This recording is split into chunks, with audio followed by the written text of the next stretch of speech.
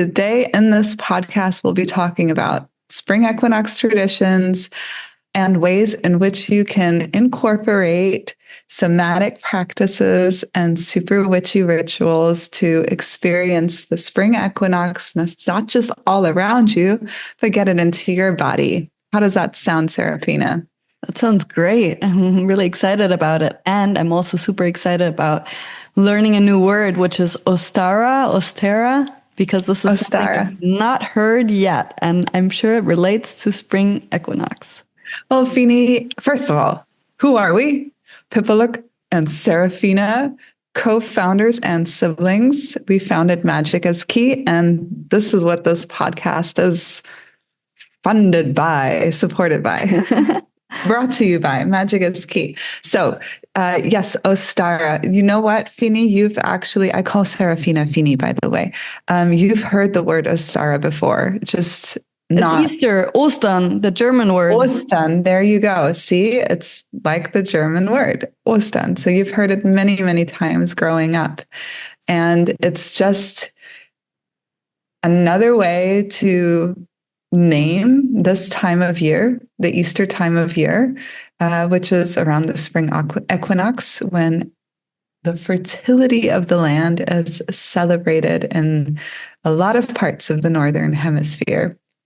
So Ostara is a time frame, the beginning of spring, and spring equinox is that one teeny tiny moment. Because a lot of people say it's a full day, but I've learned from you that there's this one split second that is spring equinox. Yes. So Ostara is the what pagans use to describe Easter, which is it's a whole season of celebration, as most of us already know, whereas the spring equinox is this one cosmic event where day and night are exactly of equal length. And this happens only twice a year, in the spring and the fall. And what this really signifies is that all the hope we harbored through winter for the light to return was not for nothing. That's my experience of it, is this moment of hope fulfilled. And that's a beautiful thing to just bring into your body, that hope is not for nothing. Light is returning. And the other important significance of the spring equinox is this perfect moment of balance and harmony that we can learn from, right? Because it's just this singular cosmic event. It's a blink of an eye and it's over. And what this tells us in a culture and a society that is all about achieving, going higher, in a way, social media adds to this, that we constantly feel like, on some level at least, we should be having this peak experienced as a prolonged state in our lives. And the peak experience is this perfect moment of, where everything just fits perfectly. Everything's in balance and harmony. Things are flowing. Things are working. Things are brilliant and awesome. And everything feels really good and harmonious. And from moments like the spring equinox, but also the summer solstice, to be honest, we can learn it's just this one short moment. And really, most of life is about the journey towards it and then the descent, the journey away from it. So we can try and get back to that again. So summer solstice and winter solstice are already pretty big events. And also locally here in Bavaria, we have bonfires to mark this time of year. But spring and fall equinox are still lesser known and lesser celebrated. Yeah, so let's change that. Why is that? And why should we make this big? Because we're human, right? We love peak experiences. We love this, it's the longest, darkest night. It's the scariest, time of the year, according to our ancestors, especially, right? Without all the electric lighting. Or it's the longest day of the year. It's the best ever. We can, party way longer because the light's there way longer. And our ancestors and us today as well. We love lighting fires. I mean, fires everyone knows the magic of a fire, whether you believe in it or not. You can experience it. A big bonfire is just has this energy. And the equinoxes, why we want to make them more popular or give them more attention, is because they're about balance and harmony. And in some ways, also, to me, it feels like peace, when light and dark, one gives way to the other. But there's this moment of perfect equality. And when we think about where our world is moving towards, inequality, from what I'm hearing recently, is just going to get a lot worse on many levels, not just financially, but thinking, like the way people think. We've had conversations about that. There might be in the future this exponential discrepancy in how one group of people are able to and have learned to think, and how others are able to and have learned to think. So when we think about this moment of equality, of peace, of harmony, of balance, I think what we can do with all this fear is bring purpose to a specific action where we feel like we're counteracting that, bringing another pathway into our consciousness. Sounds amazing. How do we do this? That's kind of going to be the next question. You do have a very special ritual that we can follow along to in the end. Well, actually, what I want today, what I want to offer on this podcast, since rituals, you want to focus on them, and the equinox is a special moment. So I would tell everyone, for the ritual, we'll talk about it, but go to the link below and go onto the YouTube video. It's not going to take you a whole day. Tafini, how long is the video? More or less? It's like a 15-minute practice, I think, in total. Yeah, but it's not going online until 1 or 2 weeks after this podcast. So You're going to have to wait for that. You're going to have to wait for that. Well, then sign up to our newsletter, our magic letter, to get that announcement.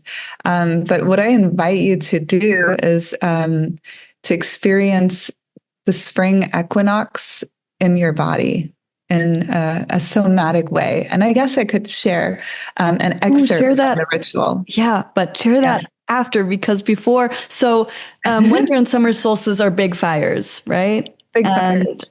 Equinoxes are also fires. Do people do fires for those? I have looked into the history of how all the Wheel of the Year was celebrated, and the vibe I get, that like almost all of them, like full moon, light a fire, new moon, light a fire, equinox, make a fire. Solstices might have the biggest fire, but overall it's bringing light. And this, what does fire do? It attunes everyone, regardless of belief or worldview, like brings you together. It's a place to eat, to tell stories. There's an innate magic to fire that connects us when it's lit in a sacred way, and when it's the center of community. So makes sense. You just light a fire, whatever the celebration. So that's a way to go. It's your birthday. Put some, candles on your cake is also lighting fire. Yeah. So one tip would be, if you have the opportunity to light a big fire, go do that. Be safe. There's wildfires all over the world, so don't do anything silly. But or get an equinox candle. Yeah, exactly. I can show you mine. Yes, please, because my next question is, how do you personally celebrate? I want to know. Light a fire. You do more than light a fire to celebrate spring equinox. I always do more. But at the base of it, you get a special candle. I'll describe it for you, those of you listening. It's blue and white. It's Bavarian handmade. I've had it for over a decade, and I decided to light it actually for the occasion when I recorded the Spring Equinox ritual YouTube video. And it's got this beautiful, I think it's an Edelweiss flower on it. Gänseblümchen. Or Gänseblümchen. What is that in English? No idea. The little ones with the yellow and the little flowers, yellow in the center and white all around. And they're often some of the first to come in spring. The ones where you play he loves me not with. Those, I think those are daisies or daffodils. I don't know. They're bigger. Okay, we're not. But I guess that you can do it with the little ones too. But yeah, it's the one with lots and lots of petals, or the Edelweiss, which is also a white flower. Yeah. What was the question? How do you celebrate? How do you mark this time of year when you're going to sit down? I mean, it's not yet upon us. Spring Equinox is a moment on the 21st of March, I think, this year. Yeah. So we're prepping for it. What will you be doing on this day, that moment? I mean, what I generally really love doing overall, no matter what, and it takes a different feeling, of course, at the time of the year, but is first ground and center, which is one of the simplest ways is to grow roots, visualize it, feel it, roots from the base of your body, deep into the earth, breathing, then branches up to all the stars. It's such an epic experience to focus your mind and soul and having roots deep in the ground. And you can feel it, like, even if you do it now, pushing down with your body and your spine, and you give a little squeeze on the perineum and the buttocks to like push down and tilt the hips forward a little bit, and pushing down. If you try that right now with me, you can grow taller. So right there is the sense of humans as trees. If you push down and tilt the hips forward a bit, you can grow taller in your spine. And this is regardless of the ability of your body, you can probably find some movement of pushing down and feeling how it allows you to grow taller in your body, and then growing the branches up into the solar system, then beyond, like kissing all the stars of our galaxy, and then going across these vast expanses of our cosmos and kissing all the stars of all the galaxies. And there's just such an expansive feeling of doing this. And I love the visual of kissing the stars and then drinking down the light and feeling it meet earth and starlight in your body. And already you've like aligned to the cosmic truth of like our connection to everything. And this, like, regardless again of belief, this is what's so awesome about these sacred mystery practices. I got this from the Wildwood witchcraft tradition. That's where I learned this, and from the reclaiming tradition. It creates the somatic experience in your body that is ecstatic, anchors to truth that we can all agree on. And also from like the scientific input of our times, somehow we're connected to everything. Yeah. So this is just the start. I love doing this every day. This is just the start. This is just the start. If you want a guided practice, I just wanted to quickly say we have one Pipaluk guides one over on our YouTube channel, Magic is Key. So you can find that there. Starting point for Pipaluk's personal spring equinox practice. What's next? Yeah. What else will you be doing? Practice. Then I love casting a circle. So casting a circle is one way of phrasing it is you're exiting everyday time and entering ritual time. Another way to phrase it is you orient your awareness to go from the everyday to the sacred. And I remember Fio Gede Parma shared this with me, was our language, right? We create sacred space, but sacred space is always around us. So we orient to sacred space, always there. And one way to do this is through the circle. So you visualize a circle around you, and you feel it as a bubble also above and below. And you're inside of this, and you can affirm it with words. I mean, the simplest ones. This is a version of one I also learned from Fiogede Parma was, I am here, I am now, I am with the sacred center. And that's it. Simple. Yes, very simple. So you become the center of everything. And so you affirm that, which is our experience anyways. We experience everything from within our bodies, at least most of the times. And so we put ourselves here and now and in our bodies and into the sacred, into the center. And if you're into, these mystery teachings, and you're learning more about them, then the center is everything. And so you feel that in the moment. Okay. All right. So I'm gathering you're going to be doing a full-blown ritual or ceremony for this. I don't know. To me, this is just like a casual, low-key daily practice with a focus on the equinox. Okay. So what comes next? We have prepped the body and connected to the up and the below. Yes. First down. We want to go down. We don't want to fall First over. Down. Yeah. First down, then up. We've cast a circle. What's next? Down, up, center, circle.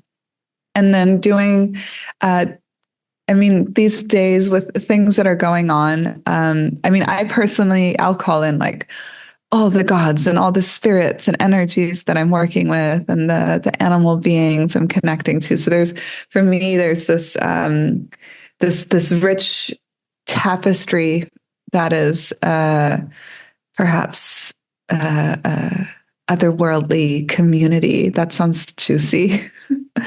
Although for me, it's of this world. So I recently created my own deck. I bought this empty deck of 80 cards. And I was like, let's see, all the beings I work with and connect with and chat with and feel allied with. And I just filled up the whole deck in a night. But that's just me. This is after, many, many years of practice.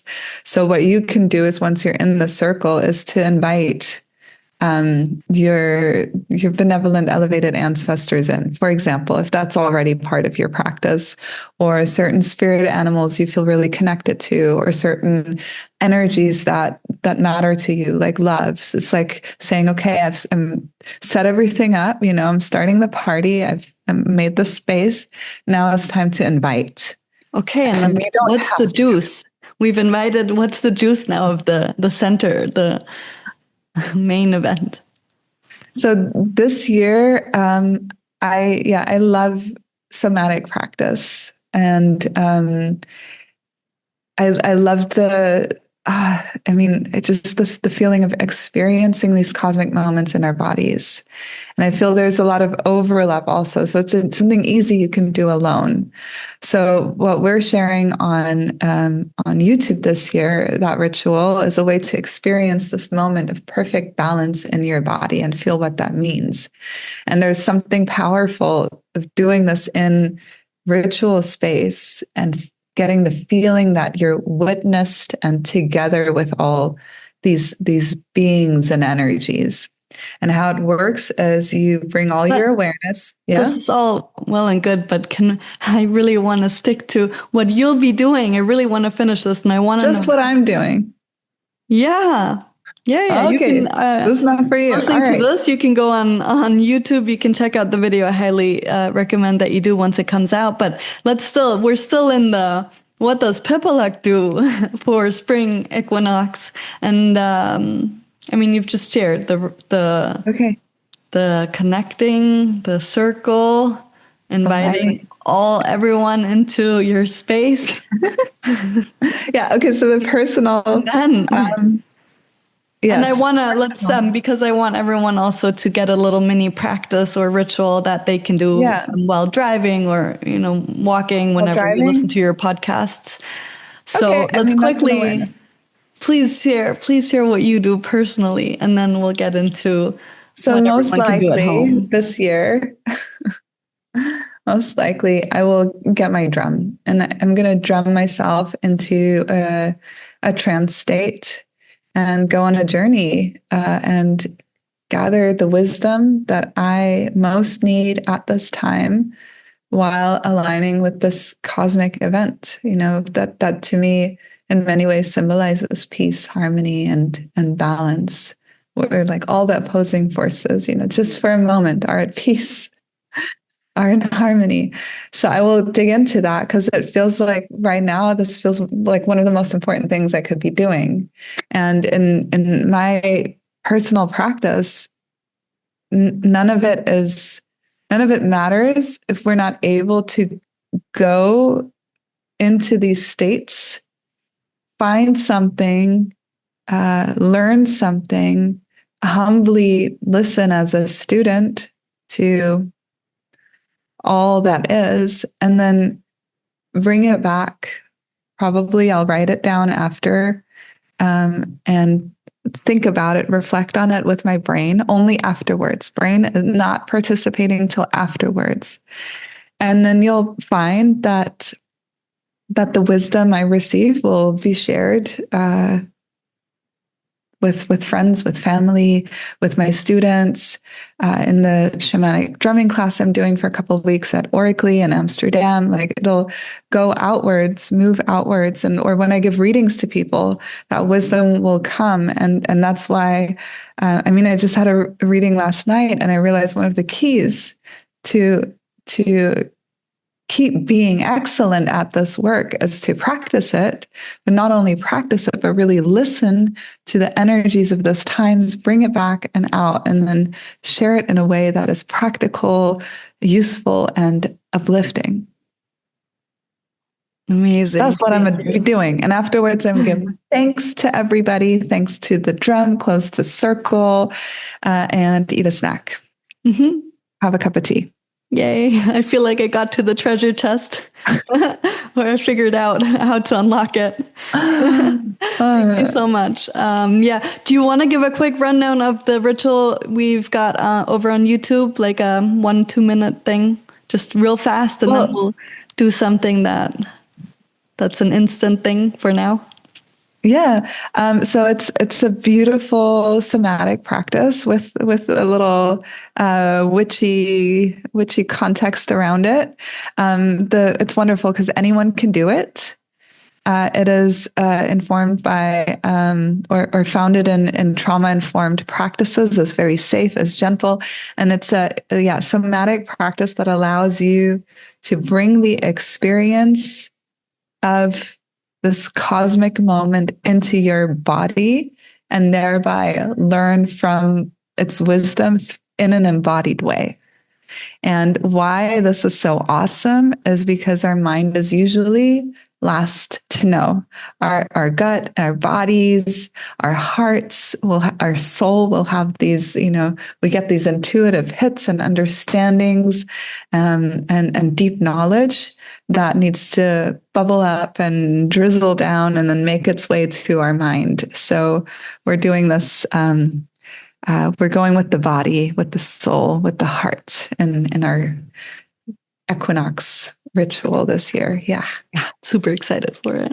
Yeah. And it'll make you feel really good. That's what somatic, it'll calm your nervous system, help your two brain hemispheres communicate more. It'll give you an awareness of both sides of your body. It's great for de-stressing, great for anxiety, great for clarity as well. Yeah. All those wonderful benefits. Amazing. All right. And that's over on our Magic is Key YouTube, 10-15 minutes roughly. But give us the 2-minute instant practice that we can do right now, please. Well, so as the energies are picking up, right, the light calls us outwards. The most important practice, let's just do this alignment together with in mind what Spring Equinox and the journey towards Spring Equinox does. And also with the fire horse, like this is crazy. We're like ready to go galloping off. So we want those roots deep in the ground because we can grow taller. We can grow further. So let's just take a few deep breaths together, inhaling through the mouth, inhaling through the nose, exhaling through the mouth. And you can do this walking. You can do this sitting down. You might want to stop the car if you're driving.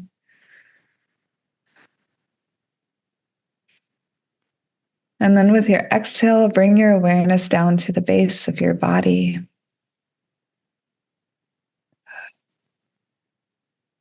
Whether you're standing or sitting, tilt your hips forward a little bit to ground deeper. And feel your deep connection to planet Earth. There are a few ways you can visualize it or feel it and see which works best for you. So you might feel an intensifying of the sensation of gravity. Feel yourself get really heavy.